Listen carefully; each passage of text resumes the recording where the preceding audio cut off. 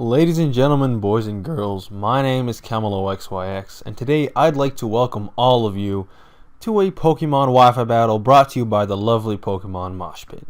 As I'm sure all of you know, lately the PokeMoshPit has kind of not been around.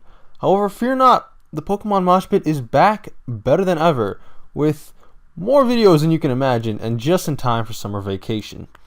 Today's battle is a RU battle, I believe, against AnkleBreaker something. I think he had numbers at the end of his name. I'm not quite sure what those numbers are, as I don't remember. I should probably look it up, but his link will be in the description nonetheless. This is a very fun battle, and I hope you guys will excuse me for any mistakes I make during the narration.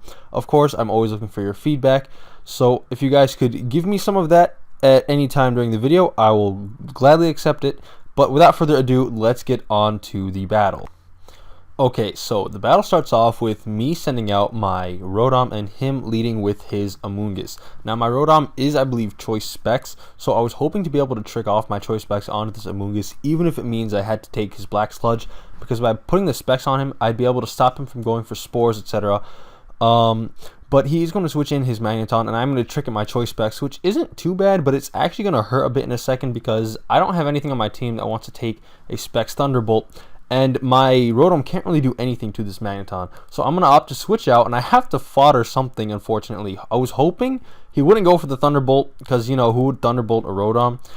So I bring in my Samurott, hoping to try and take the hit. Doesn't work out, and I just get one-shotted by the Magneton Specs Thunderbolt. So I'm already off to a pretty early, an early disadvantage, being at 5-6 now. So, but I am going to bring in my Banded Durant. That's what this thing's called, Durant. Now, Banded Durant is a force to be reckoned with. I'm just going to play it obvious early game. Don't want to overpredict. Go straight for the superpower. And now this is a resisted hit, but a Banded Hustle almost does 25% to this Amoonguss. Now that's something. That's nothing to sneeze at. I mean, Durant is packing a lot of power, especially with its high speed stat and its hustle ability. It can put in a lot of damage very quickly, and should always be a force to reckon. Is always a force to be reckoned with. I'm gonna switch back into my Rotom as Sleep Fodder because I don't really have much of a use for Rotom at the moment, as nothing on his team is really that weak to it. And it was kind of the best option for me to put something to sleep because I didn't really want anything else fall asleep because I need all my Pokemon alive and healthy. So I'm going to bring back in my Durant, and once again, he's going to bring his Magneton. So we have seen this matchup before, and this time I'm just going to go straight for the superpower again, predicting him to predict me to Iron Head, predicting his switch. Luckily, I make the right play. I'm able to hit him with the superpower, easily take out the Magneton, and that's evening the table to 5-5. Evening the playing field to 5-5. Okay. He's now going to bring in his Entei, and I am banded, like I said, and I don't think a superpower would KO him after -1, even if I am banded with Hustle. So I'm going to switch out. I'm going to fodder my Rotom. This may seem kind of weird because now I don't have a Sleep Fodder, but I wanted to get the extra damage on the Entei so that I could bring in my Lilligant, put it to sleep, and then start setting up. Because we know that if he's running Flare Blitz, he has to be running an Adamant Nature, meaning that my timid Lilligant can outspeed him, and I will proceed to do so. So I'm going to go for the Sleep Powder here. And I know I can't do anything with Lilligant, as my only attacking moves are Giga Drain and Hidden Power Fire, whereas my fourth move is Quiver Dance. I'm now going to switch out and go into my Aggron and try and set up an Automize and maybe go for a mini sweep of sorts. I was actually really hoping on the sleep hacks, maybe hoping that he'd stay asleep for at least 3 turns. Thankfully, I do get it off, and I'm able to get my Automize up, meaning that I'm going to be able to KO this Entei next turn with a Head Smash. And the Entei does not wake up, thankfully, to be able to... I don't know how much a Flare Blitz would have done to my Aggron. I don't know what item he's holding. He may have been banded. That would have done a lot of damage. But we never find out, as I am just going to go straight for the Head Smash and take it out. Now, at this point, I thought to myself, you know, I'm in a pretty good position. I don't think anything on his team can outspeed me, right? Then we fail to realize that Aggron has terrible speed, and his Scarlet Hitmonlee can easily come in and take me out with a ×4 effective high jump kick. I'm not running any defensive investment on this Aggron. It is just purely offensive and meant to just automize and sweep with an Iron Head, Head Smash, Earthquake. But it doesn't really work out. I'm now going to bring in my Durant, once again, Durant is being man of the match today. I'm actually going to go for the Iron Head now, seeing as his Magneton is gone, and so is his Entei. Nothing wants to take this Iron Head, not even this Amoonguss, which is a very bulky Pokemon. With its Regenerator, it's very hard to kill sometimes.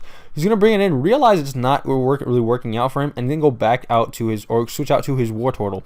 This is the first time we're seeing this Wartortle, so I don't know why I said back, but I'm going to go for the Iron Head. Just a resisted hit to a Pokemon with Eviolite, a defensive one. It's amazing. I know that he can't really touch my Lilligant, so I'm going to bring it in on the Scald. Luckily, he didn't predict that and go for the Toxic. That might have been pretty bad for me, but thankfully, the Scald is all he decides to go for. At this point, I'm going to go for the Quiver Dance, get my +1 speed, attack, special attack, and special defense, because I need to be able to outspeed his Hitmonlee with my Lilligant. And he shows me the Ice Beam, which I kind of find is weird to run on a Wartortle, because not being a fully evolved Pokemon, its attacking stats aren't that great.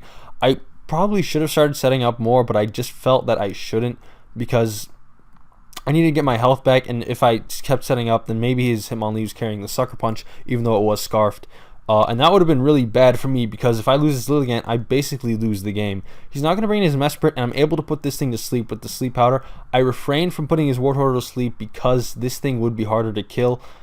Of course, I do have a stab super effective move against Wartortle. That's why I did that. But now he's going to switch out and go into his Amoonguss as I go for the Giga Drain. I'm just trying to play it obvious. I don't want to make any big risky plays, because that could very easily come back to bite me.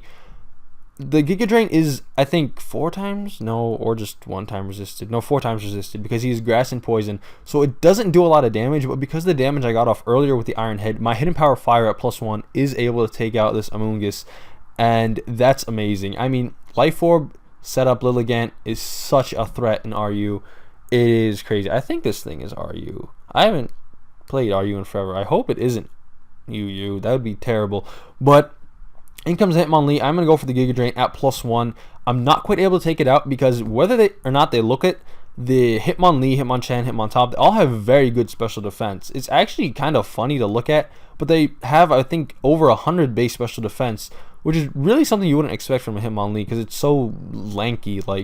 But I'm able to take him close enough to where a Sucker Punch, even if it is resisted, will be able to take it out. So I'm bringing my Absol, go for the Sucker Punch. I'm not going to try predicting. Even if he does go to the Mesprit, it's fine. On the next turn, I can easily KO with 1 or 2 Night Slashes. I don't know how many it would take to kill a Mesprit, as I have no idea what kind of build he's running. But I go for the first Night Slash. It seems he's running a more defensive build, as I don't take it out, because I believe I'm running Jolly with, I think this is a Scope Lens Absol, just, for extra crits on the Night Slash and such. Not to mention with Super Luck too. It's a fun set. It's really just meant to be kind of something unique. But he's going to bring back the Hitmonlee. Even if he was carrying the Sucker Punch, I believe I do have one more Pokemon that would not die. Yes, that's right, my Durant. Had he locked himself into Sucker Punch, he would have been stuck against Durant, not being able to do anything. But that was a very good game. Ankle Breaker, some numbers, I don't remember. Hopefully you guys enjoyed this battle. If you guys did, by all means, leave a like for Pokemon Mosh Pit. Leave a comment. I always read the comments whenever I post a battle, here or on my channel. You guys are free to check it out, of course. If you guys like this narration, by all means, like I said, check out my channel. Leave a subscribe, comment, do whatever. See some of my videos. If you like what you see, by all means, subscribe. I'll be sure to put out more content. As now summer vacation has started, and we're all going to have a lot more time to do these kind of things. So I hope I haven't kept you too long. I hope you all have a lovely summer vacation, and I am out. Later.